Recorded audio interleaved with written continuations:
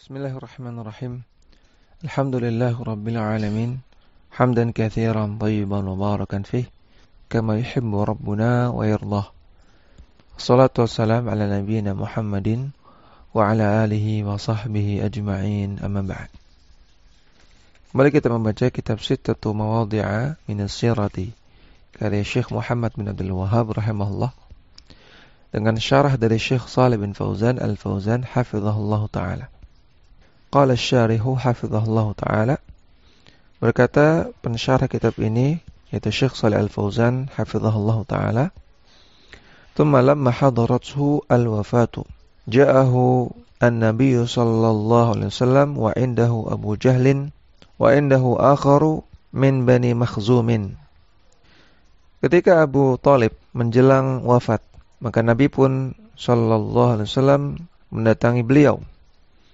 Dan ketika itu di sisi Abu Thalib ada Abu Jahal dan ada orang-orang dari Bani Makhzum, yaitu orang-orang musyrikin.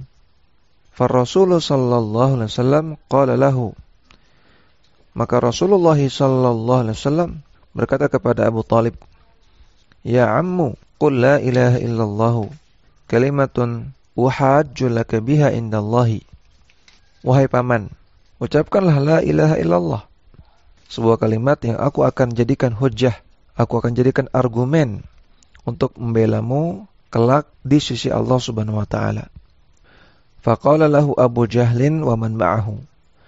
Namun setelah itu Abu Jahal dan orang-orang musyrikin yang bersama beliau mengatakan, Atatruku dina Abdul Muttalibi. Wahai Abu Thalib, apakah engkau ingin meninggalkan ajaran agamanya Abdul Muttalib?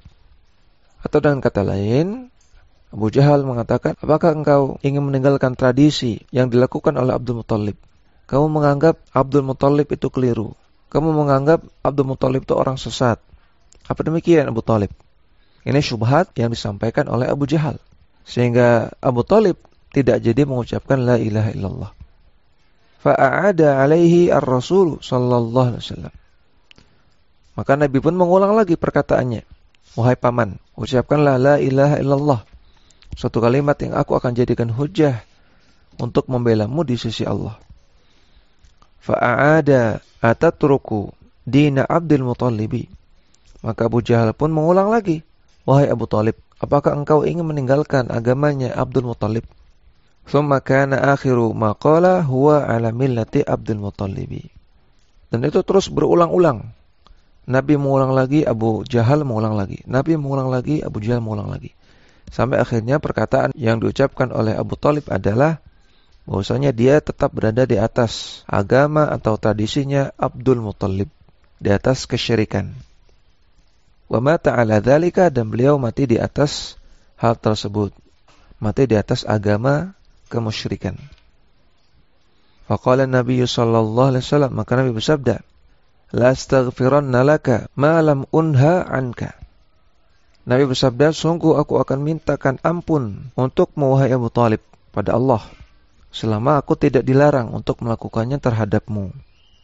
Fa anzalallahu ta'ala, maka Allah pun turunkan ayat, maka lin nabiyyi walladzina amanu ayastaghfiru lil musyrikina walau kanu uli qurban min ba'di ma tabayyana lahum annahum ashabul jahim.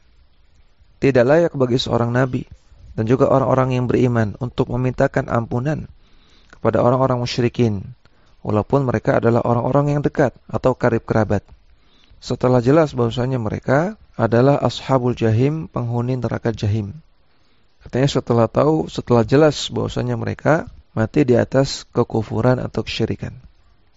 Surat At-Taubah ayat 113. Dan hadis ini diriwayatkan oleh Al-Bukhari dan Muslim, hadisnya sahih. Wa anzala fi Abi Thalibin, dan Allah Ta'ala juga turunkan ayat tentang Abu Thalib.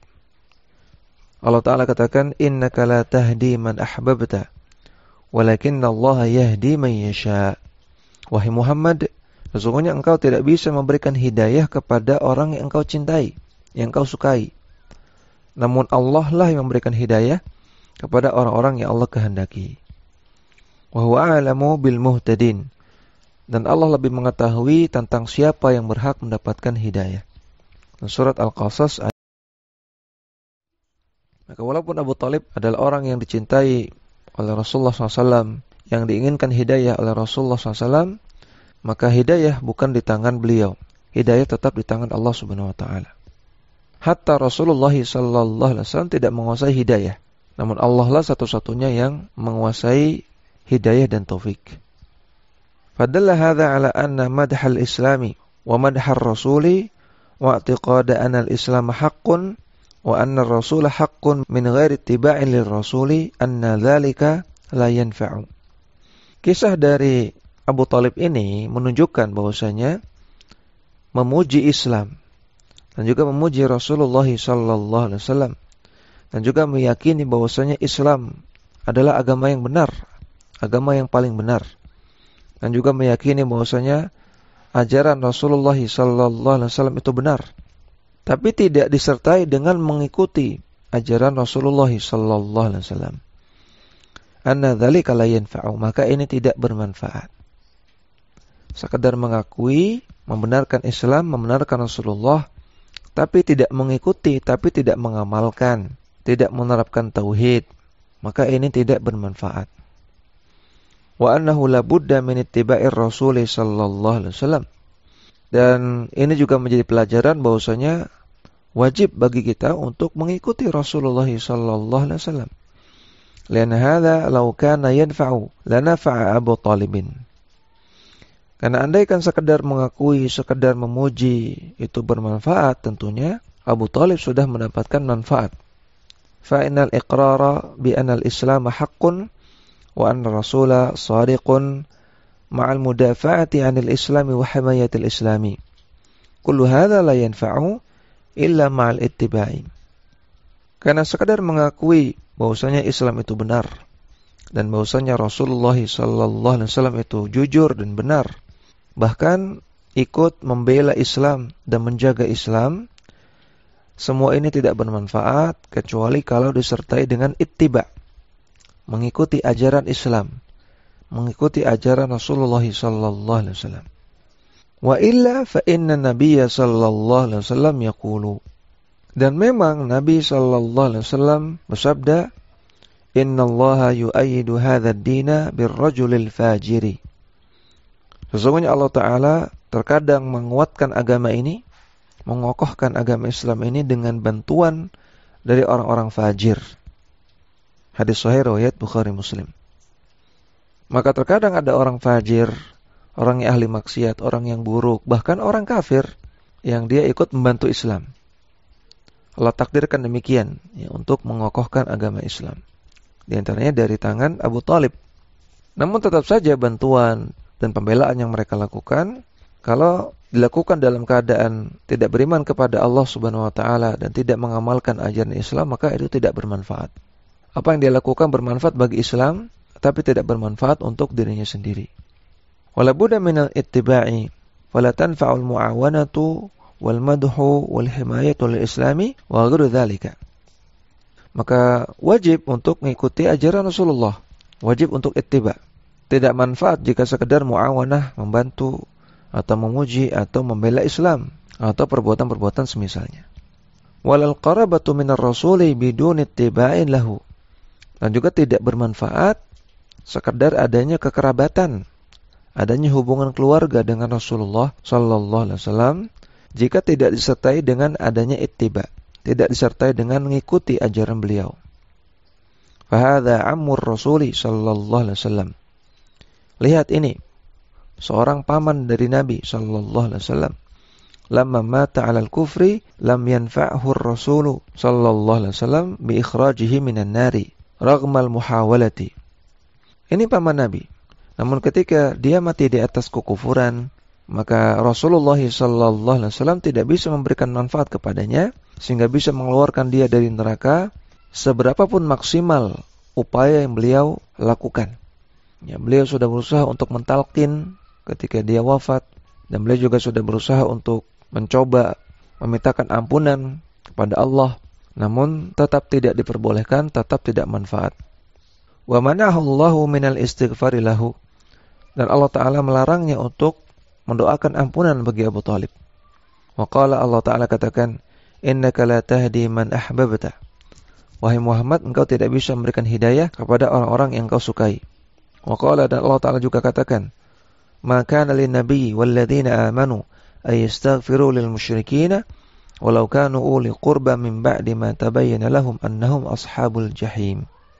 Surat At-Taubah ayat 113 yang sudah kita bacakan terjemahnya. Wallahu jalla wa ala yaqulu, dan Allah jalla wa ala juga berfirman, qala adzabi usibu bihi man asya. Allah Ta'ala katakan, azabku akan menimpa orang-orang yang aku kehendaki. Wa rahmati wasi'at kulla syai', dan rahmatku meliputi segala sesuatu. Fasa'aktubuha lilladzina yattaquna wa yu'tuna az-zakata walladzina hum biayatina yu'minun. Akan aku tetapkan rahmat tersebut bagi orang-orang yang bertakwa dan dia membayar zakat dan dia beriman kepada ayat-ayat kami. Lalladzina yattabi'una ar-rasula an-nabiyyal ummiyya alladzi yajidunahu maktuban indahum fit Taurati wal Injili ya'muruhum bil ma'rufi wa yanhahum 'anil munkari wa yuhillu lahumut thayyibat wa yuharrimu 'alaihimul khaba'ith. Yaitu orang-orang yang mengikuti Rasul, yang beliau adalah seorang nabi yang ummi, yang mereka dapati penyebutannya tertulis di sisi mereka di dalam Taurat dan Injil.